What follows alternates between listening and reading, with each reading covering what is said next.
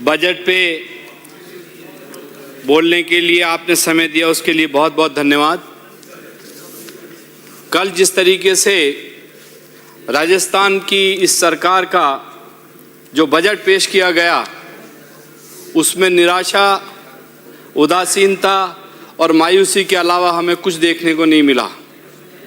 सभापति जी, मैं आपको बताना चाहता हूं, सरकार के इस बजट में सिवाय जो घोषणाएं पहले पिछले 2 बजटों में की गई, उनको निरस्त करने के काम करने के अलावा कोई काम नहीं किया।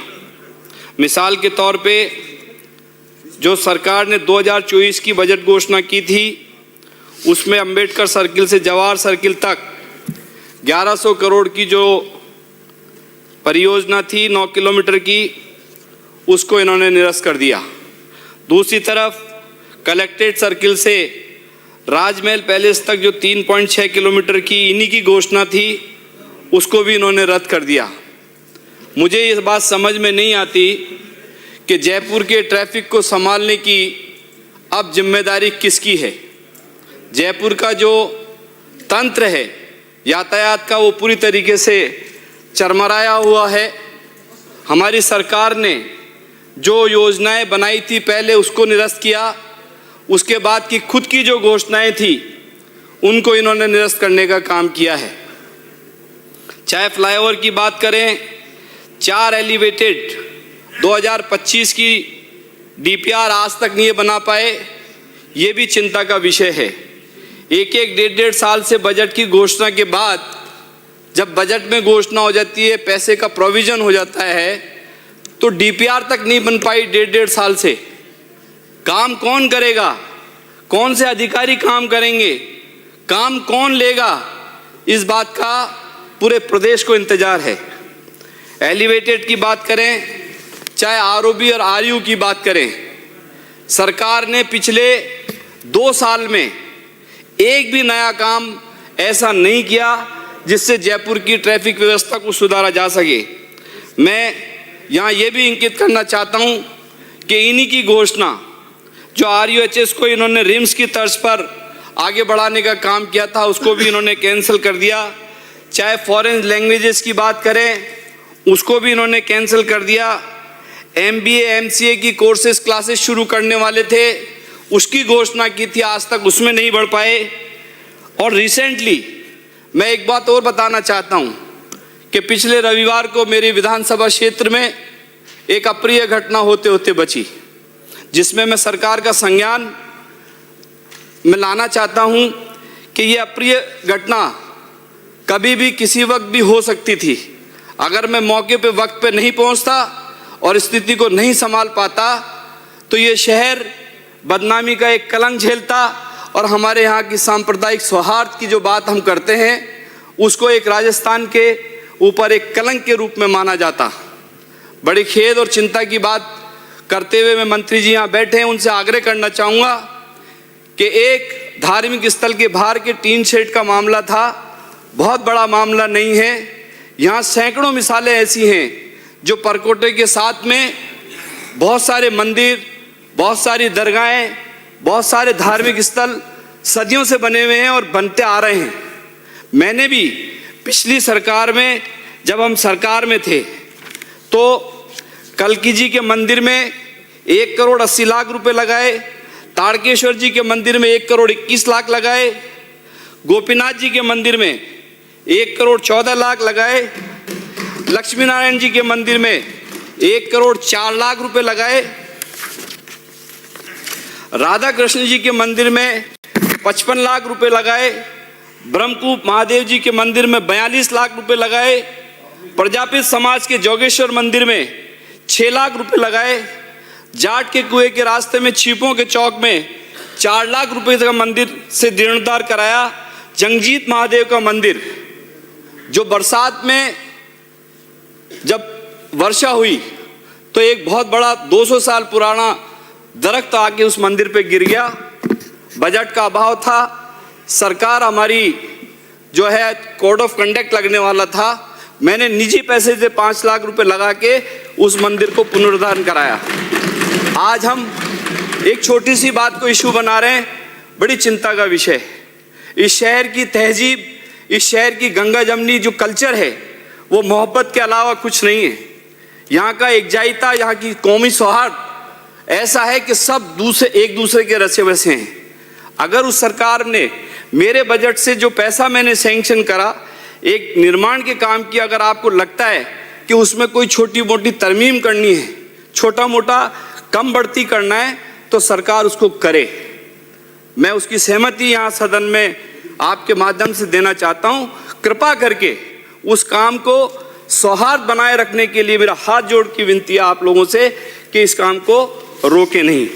जहाँ तक बजट की बात है, मास्टर प्लान की अगर हम बात करें तो मास्टर प्लान 2025 के ख़त्म हुए टाइम हो गया और उसी पे आज हम काम हो रहा है।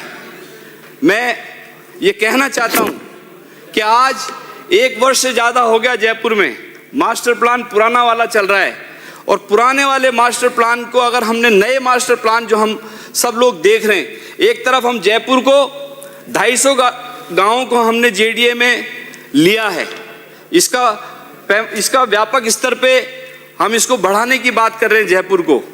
लेकिन क्या 200 जो गांव हमने लिए हैं जेडीए की परिधि में, उनका सेक्टर प्लान की प्लानिंग कब होगी, उसके जोनल प्लान की प्लानिंग कब होगी? आज जो हम ट्रैफिक का क्राइसिस जो देख रहे हैं वो किस लिए है? मैं आप पे दोषारोपण देना नहीं चाहता, लेकिन जो हमारे मास्टर प्लान की जो सड़कें हैं, चाहे जोनल प्लान की हो, जोनल सड़कें हो, चाहे सेक्टर रोड की सड़कें हो, वो समय पे नहीं बनी।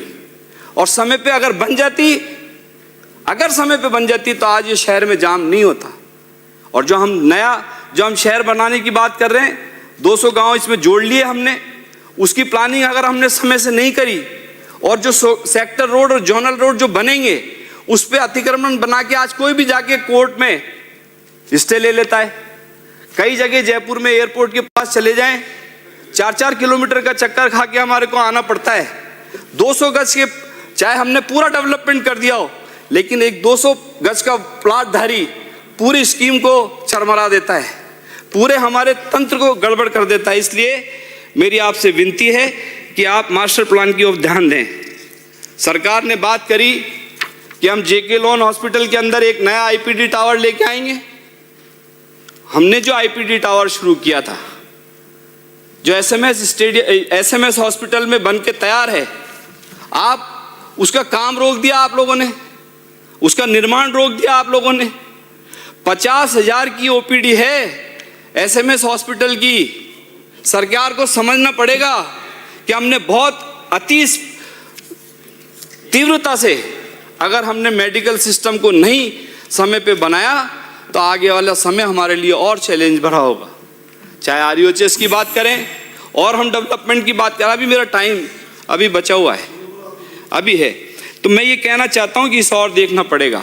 बजट में एमएसएमई की बात करें, हम एमएसएमई की जो हमारी जो योजनाएं थी उसमें हमने इक्विटेबल मोर्गेज की जो बात करते हैं, आजकल जो भी बैंक लोन देता है उसको डॉक्यूमेंट रजिस्टर्ड कराना पड़ता है।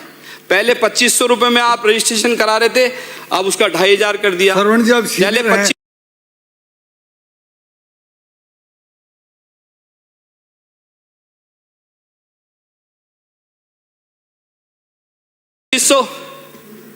25,000 रुपये उसकी अपर कैपिंग थी, अब उसकी 1 लाख रुपए कर दिया आपने।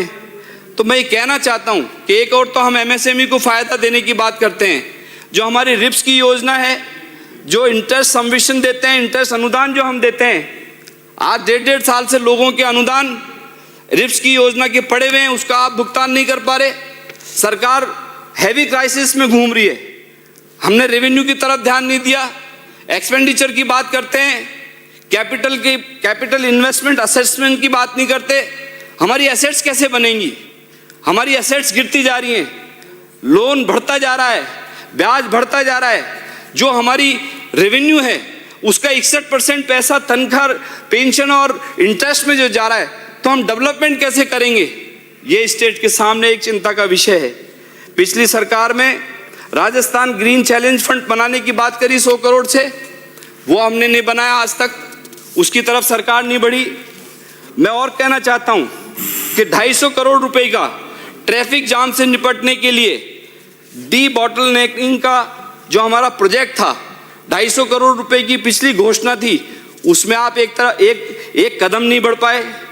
स्मार्ट सिटी बनाने की बात करी कि हम 900 करोड़ से, जैसे भारत सरकार, केंद्र सरकार स्मार्ट सिटी बनाने की बात कर रही है, हमने पिछले बजट में clean and green eco city बनाने के लिए 900 करोड़ का प्रोविजन किया था, उसकी तरफ हम नहीं बढ़ पाए। वो बजट की घोषणा हमारी होती रह गई। किशनपोल हॉस्पिटल, मेरे यहाँ पे एक सैटेलाइट हॉस्पिटल जो बन के 1.5 साल से तैयार खड़ा है, उसके अंदर इक्विपमेंट नहीं खरीद पा रहे, उसके अंदर इक्विपमेंट का क्राइसिस है। मैंने सरकार में ये लिख के दे दिया कि अगर कोई पैसा मेरे विधायक कोटे से चाहिए तो मेरे से पैसा लेके इसको इक्विपमेंट डाल दीजिए, हॉस्पिटल चालू कर दीजिए। लेकिन सरकार अंत में एक बात करके खत्म कर दूंगा। आज मैंने मंत्री जी से मिला और मंत्री जी से एक आग्रह किया मैंने कि 275 करोड़ से अधिक की एक परियोजना मेरे विधानसभा क्षेत्र में सीवर लाइन को स्ट्रेंथन करने के लिए चल रही है। उसमें 65% पैसा बगैर काम के ठेकेदारों ने और आपके अधिकारियों ने भ्रष्टाचार में उठा लिया। इसकी जांच कराएं आप, ये एक गंभीर विषय है। मैंने आपसे आग्रह कराया, मंत्री जी ने मुझे आश्वस्त भी किया है कि हम इसकी जांच कराएंगे। और मंत्री जी, मेरी आपसे निवेदन है, इसको तत्परता से लें, क्योंकि जो ये कंपनी है, ये कंपनी 750 करोड़ का जयपुर में काम कर रही है। ये 65% पैसा लेके। सभापति महोदय, आपने हमें बजट सत्र 2026-27 पर समय प्रदान करने के लिए। माननीय सभापति महोदय, हाँ, इन्होंने 3 दिन पहले इस मुद्दे को उठाया था। उस दिन भी मैंने इनसे निवेदन किया था कि आपके पास जो भी कोई शिकायत है लिख के दीजिए, जांच कराएंगे। आज सुबह इन्होंने मुझे कागज लिखित में शिकायत दी है। मैंने विभाग से टिप्पणी मंगवाकर कल या परसों में जांच के आदेश हो जाएंगे। धन्यवाद।